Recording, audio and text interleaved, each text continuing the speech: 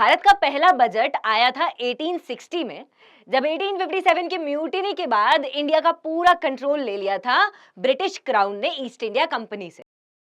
उसके बाद से बजट प्रेजेंटेशन में टाइम टाइम पर चेंजेस आते रहे। अब आज पूरे दिन भर ये एक्सपेक्टेशंस लगाई जा रही थी कि कल जब बजट अनाउंस होगा तो क्या क्या उसमें सॉप्स मिलेंगे, किसको क्या क्या मिलेगा और क्या क्या हम एक्सपेक्ट कर सकते हैं। तो आप देखो, जब से बजट आया है तब से लेकर आज तक चेंजेस काफी सारे आ चुके हैं। पहले बजट मतलब बूगे एक फ्रेंच वर्ड से इंस्पायर होके हम इसे रेड कलर के एक बैग में, लेदर बैग में प्रोड्यूस किया करते थे। अब आप जानते ही हो कि उसके बाद इंडियनाइजेशन तो हम लाने की कोशिश कर ही रहे हैं, तो निर्मला सीतारमन ने जिन्हें इसको फिर एक रेड कलर के डॉक्यूमेंट में, एक बही खाते के फॉर्म में प्रोड्यूस करना स्टार्ट कर दिया। अब यहाँ एक और बात है, देखिए इंटरिम बजट जब आया था कुछ महीने पहले 1 फरवरी 2024 में, तब ये कयास लगाए जा रहे थे कि कुछ तो यहाँ पर मिडिल क्लास को मिलने ही वाला है। लेकिन क्योंकि इलेक्शंस थे तो सीतारमन जी ने अपनी बजट अनाउंसमेंट में साफ साफ कह दिया कि मैं कोई भी टैक्स में कंसेशन नहीं अनाउंस कर रही हूँ, कोई भी मेजर चेंज नहीं होने वाला है। लेकिन उन्होंने ये भी हिंट दिया था, इनफैक्ट रीसेंट टाइम पीरियड्स में भी, कि इस बार का जो कल बजट आने वाला है फुल बजट, उसमें जरूर कुछ ना कुछ यहाँ पर कंसेशंस मिल सकते हैं। और इसके बाद से एक्सपेक्टेशंस बहुत ज्यादा बढ़ गई हैं। एक्चुअली इन एक्सपेक्टेशंस का बढ़ने का रीजन कुछ और भी है। अभी जैसी स्टेट ऑफ इकोनॉमी चल रही है ना, उसकी वजह से भी एक्सपेक्टेशंस बढ़ रही है। क्योंकि हमने देखा था जनवरी 2024 में सीपीआई, कंज्यूमर प्राइस इंडेक्स के हिसाब से जो इन्फ्लेशन है, महंगाई है ओवरऑल एंटायर इकोनॉमी में, उसमें हमने एक राइज देखा था। In fact that was 4 month high in January 2024।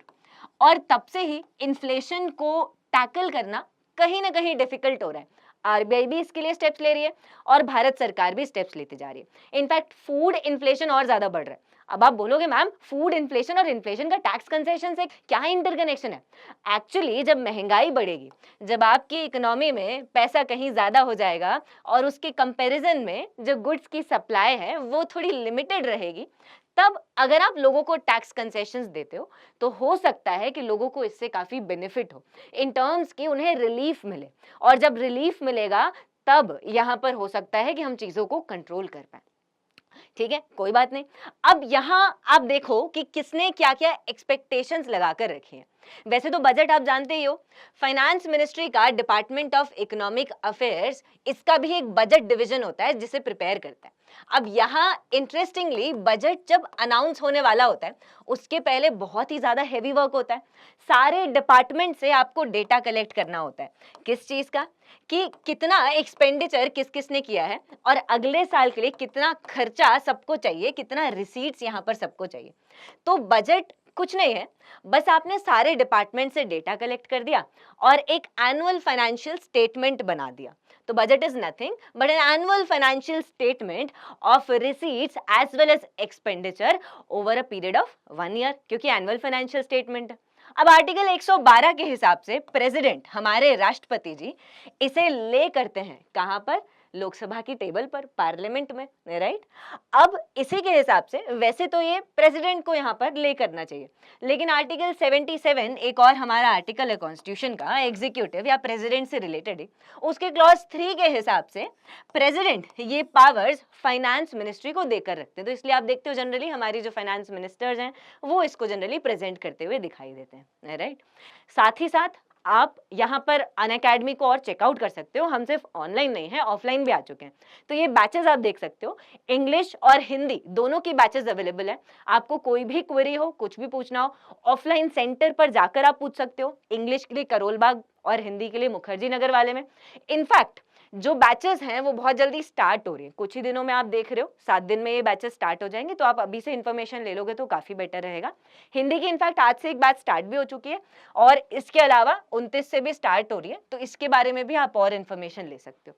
In fact results के साथ कंबाइन करके आप इसको देखोगे तो ये आपके लिए एक बहुत अच्छा ऑप्शन हो सकता है, बिकॉज अलग अलग यहाँ पर ऑप्शंस हैं, सीसेट है, करंट अफेयर्स है, सब कुछ आपको करवा रहे हैं। ऐसे है, इनफैक्ट प्रैक्टिस पर ध्यान दिया जा रहा है, जो भी टेस्ट प्रिपेयर होते हैं वो यहाँ पे आपसे शेयर होते हैं, और साथ साथ गाइडेंस का भी अलग ही कंपोनेंट है, तो आपको अच्छे से गाइडेंस मिल जाएगी, हैंड होल्डिंग अच्छे से मिल जाएगी, तो इसको भी आप चेकआउट कर सकते हैं, और साथ साथ ऐप को भी डाउनलोड करके रख लो, ऐप से आपको फ्री कंटेंट मिल जाएगा काफी सारा। चलिए आगे बढ़ते हैं। अब आगे अगर आप इसका हिस्टोरिकल कॉन्टेक्स्ट देखो कि कैसे हमारा बजट इवॉल्व हुआ है, तब आपको यहां पर क्लैरिटी मिलेगी कि कितना इंपॉर्टेंट है हर साल टाइम पर बजट को रिलीज करना, और कितना ज्यादा इंपॉर्टेंट इंडिकेटर होता है हमारी इकोनॉमी का, गवर्नमेंट के आगे की पॉलिसीज का, और ये हमारी इकोनॉमी को ड्राइव भी करता है। In fact one of the most important drivers है। अगर फिस्कल पॉलिसी की बात करें तो उसका मोस्ट इंपॉर्टेंट इंस्ट्रूमेंट हमारा बजट ही होता है। 1991 का इनफैक्ट जो बजट था, उसने हमारी पूरी इकोनॉमी को एक स्टैग्नेशन से बाहर निकाल कर रख दिया। हमारा जो उस टाइम क्राइसिस चल रहा था, डेट क्राइसिस, इनफैक्ट हमारे जो फॉरेन एक्सचेंज रिजर्व्स थे वो कुछ ही वीक्स के बचे थे एक्सपोर्ट करने के लिए, फिर हमारे पास बाहर से इंपोर्ट कर कर सामान मंगाने के लिए, जैसे बेसिक फूड प्रोडक्ट्स मंगाने के लिए, फ्यूल मंगाने के लिए भी पैसा नहीं बचता।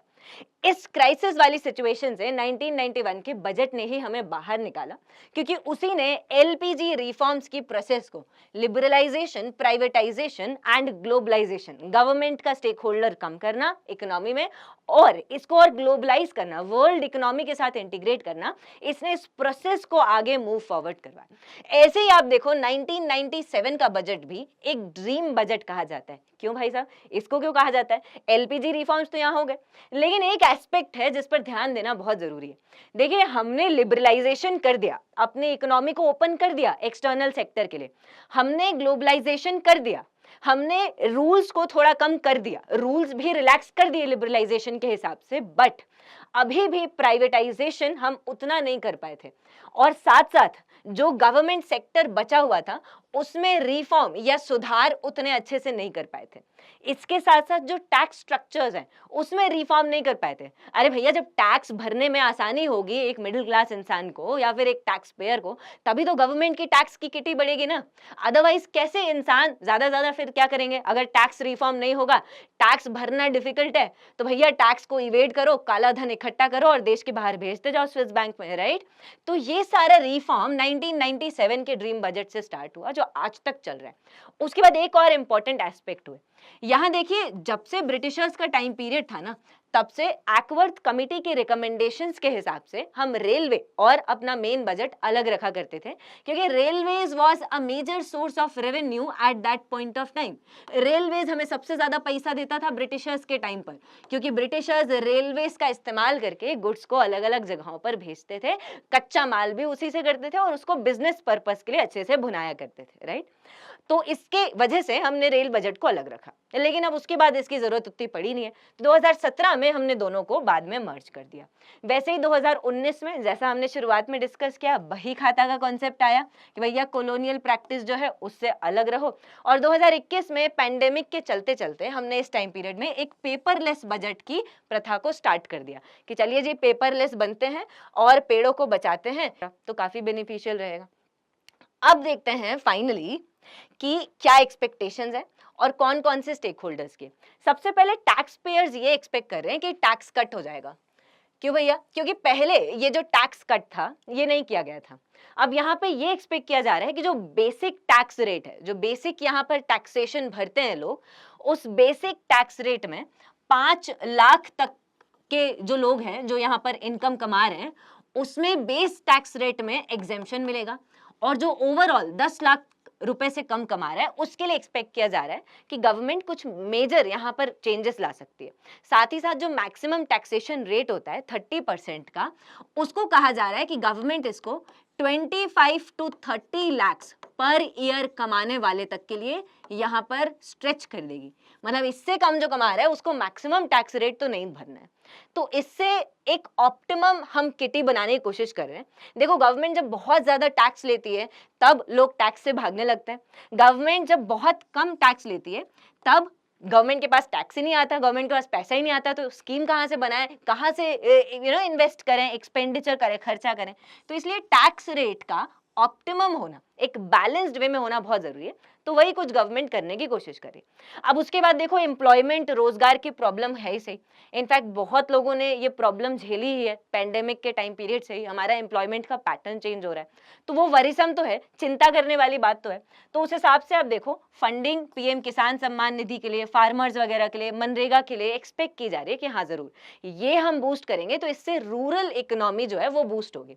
लोगों के हाथ में, जो इंसान गांव में रह रहा है उसके हाथ में पैसा ज्यादा आएगा, तो वो बेसिक चीजें खर्च करने, बेसिक चीजों में खर्चा करेगा, कपड़े वपड़े, खाने वाने, तो इससे आपकी जो इकोनॉमी है उसमें एक बूस्ट आप देखोगे। अब यही बूस्ट जो है ये एक इंडस्ट्रियलिस्ट को, एक मैन्युफैक्चरर को पुश करेगा कि चलो अब मैन्युफैक्चरिंग करते हैं। अब इसी को और ज्यादा बूस्ट करने के लिए हम ये एक्सपेक्ट कर रहे हैं कि गवर्नमेंट दोबारा मैन्युफैक्चरर्स को कुछ ना कुछ कंसेशंस यहाँ पर जरूर देगी। ये इस सरकार का, मोदी गवर्नमेंट का कुछ साल से हमेशा से ट्रेंड ही रहा है कि हाँ भैया मैन्युफैक्चरर्स को आगे करना है, क्योंकि मैन्युफैक्चरिंग ही है जो आपकी इकोनॉमी में इतने सारे लेबर को यहाँ पर एब्जॉर्ब कर सकती है।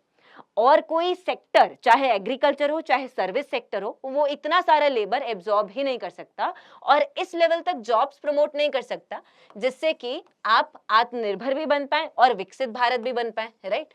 तो चाइना के मॉडल पर मैन्युफैक्चरिंग पर प्रमोशन हमेशा से है सरकार का, चाहे प्रोडक्शन लिंक्ड इंसेंटिव स्कीम हो या कोई भी हो।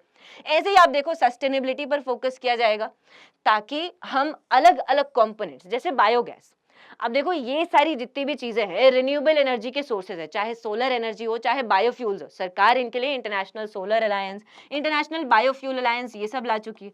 तो अब बायोगैस जो एग्रीकल्चर वेस्ट प्रोडक्ट से इतना इजीली बन जाती है और सरकार एनीवेज इसको गोवर्धन स्कीम के अंदर वैसे भी प्रमोट कर रही है, तो अब सरकार ऑफ कोर्स ये सोच ही रही होगी कि क्यों ना इस टाइप के जो इनिशिएटिव्स हैं थोड़े से और बढ़ा दिए जाएं, ठीक है। जैसे ग्रीन सर्टिफाइड बिल्डिंग्स हैं, अब अगर कोई बिल्डिंग मैं बना रही हूँ और अगर वो पर्यावरण के हिसाब से है, एनवायरनमेंट के हिसाब से, उसको सर्टिफिकेशन देने की कोई मैकेनिज्म आप ले आओ जिससे कि वो CO2 इमिशंस थोड़े से कम हो जाएं उस बिल्डिंग से, तो कितना बढ़िया होगा क्लाइमेट के लिए, राइट। तो ये सारे इनिशिएटिव्स कहीं ना कहीं हम सोचने की कोशिश कर रहे हैं। यही कुछ एक्सपेक्टेशंस हैं जो सबने लगा के रखी है। अब कहाँ पे क्या क्या होगा वो तो और देखेंगे, जैसे टैक्स पेयर के लिए कितना होगा और कितनी एक्सपेक्टेशंस फुलफिल होती है, क्योंकि एक्सपेक्टेशंस तो बहुत है, अब सबकी तो फुलफिल नहीं करते बैठ सकते, अदरवाइज गवर्नमेंट ही डेट में चल जाएगी, राइट। लेकिन फिर भी कहीं ना कहीं हम एक्सपेक्ट कर रहे हैं कि हाँ बेसिक कुछ डिडक्शंस, मैन्युफैक्चरिंग पर पुश, वेलफेयर स्कीम्स पर फोकस होना, थोड़ा बहुत कॉर्पोरेट टैक्स में आप कंसेशंस देखो, ये सारी चीजें हो सकती हैं। थोड़ा बहुत सस्टेनेबिलिटी पर फोकस आ सकता है हमारा, जैसे इलेक्ट्रिक व्हीकल्स को प्रमोट करना, वैसे भी फेम 2 स्कीम के अंदर हो ही रहा है। बट अगेन वही बात है कि आप सस्टेनेबिलिटी के लिए जितनी जल्दी एफर्ट्स लोगे उतना आप अपनी फ्यूचर जनरेशंस को सिक्योर कर सकते हो। और आज के टाइम पीरियड में फिस्कल पॉलिसी एक, आप देखो, मल्टी ऑब्जेक्टिव पॉलिसी होती है। हमेशा ऐसा नहीं हो सकता कि आप सिर्फ और सिर्फ बजट या ग्रोथ या फिर डेट की बात करते